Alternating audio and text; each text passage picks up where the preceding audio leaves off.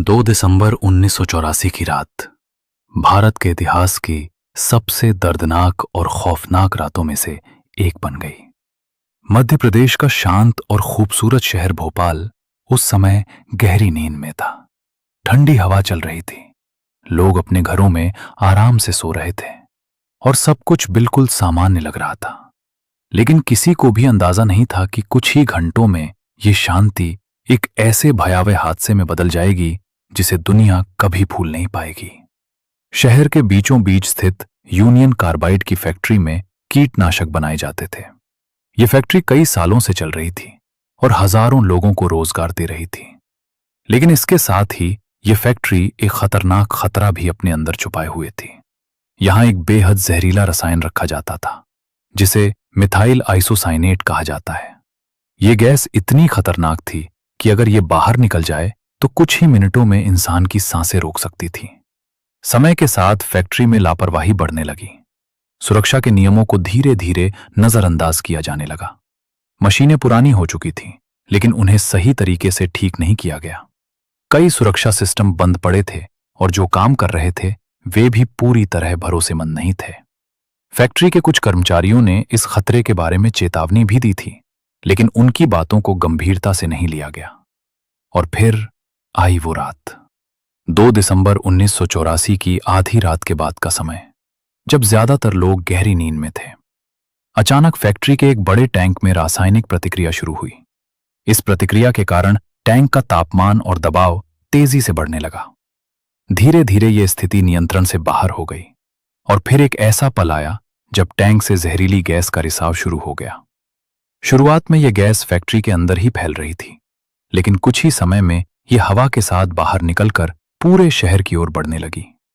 यह गैस इतनी भारी थी कि जमीन के पास ही फैलती गई, जिससे सबसे ज्यादा असर उन इलाकों में हुआ जहां गरीब और मजदूर वर्ग के लोग रहते थे। रात के करीब 1 बजे लोगों को अचानक अपनी आंखों में तेज जलन महसूस होने लगी।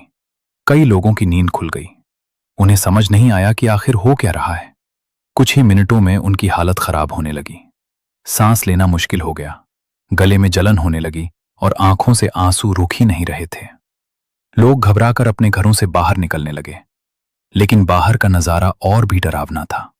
हर तरफ धुंध जैसी जहरीली गैस फैली हुई थी। लोग एक दूसरे से टकराते हुए भाग रहे थे। कोई अपने बच्चे को गोद में उठाए दौड़ रहा था, तो कोई अपने परिवार के बाकी लोगों को ढूंढ रहा था। पूरा शहर जैसे एक डरावने सपने में बदल गया था। सड़कों पर भगदड़ मच गई थी। लोग बिना कुछ सोचे समझे भाग रहे थे, लेकिन उन्हें यह नहीं पता था कि किस दिशा में जाएं। कई लोग रास्ते में ही गिर पड़े, कुछ बेहोश हो गए और कुछ ने वहीं दम तोड़ दिया। अस्पतालों की हालत भी बेहद खराब हो गई थी। हजारों लोग एक साथ इलाज के लिए पहुंच रहे थे।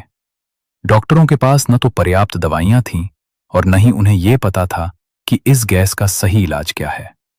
मरीजों की चीखें, रोना धोना, हर तरफ एक अजीब सा डर और दर्द फैल गया था। सुबह होने तक यह साफ हो चुका था कि यह कोई साधारण हादसा नहीं था। हजारों लोग अपनी जान गंवा चुके थे। सड़कों पर लाशें पड़ी थीं और जो जिंदा थे वे भी गंभीर रूप से बीमार हो चुके थे। लेकिन इस त्रासदी का असर सिर्फ उस रात तक सीमित नहीं रहा।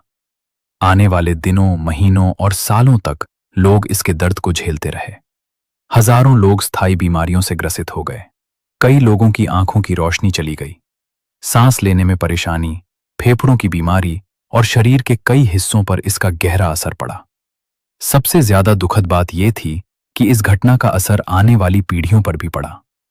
कई बच्चों का जन्म शारीरिक और मानसिक बीमारियों के साथ हुआ। यह त्रासदी सिर्फ एक हादसा नहीं थी, बल्कि एक ऐसी पीड़ा बन गई जो सालों तक लोगों के जीवन में बनी रही।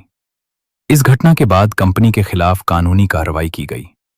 सरकार और कई संस्थाओं ने जांच शुरू की, लेकिन आज भी कई लोग मानते हैं कि उन्हें पूरी तरह न्याय नहीं मिल पाया।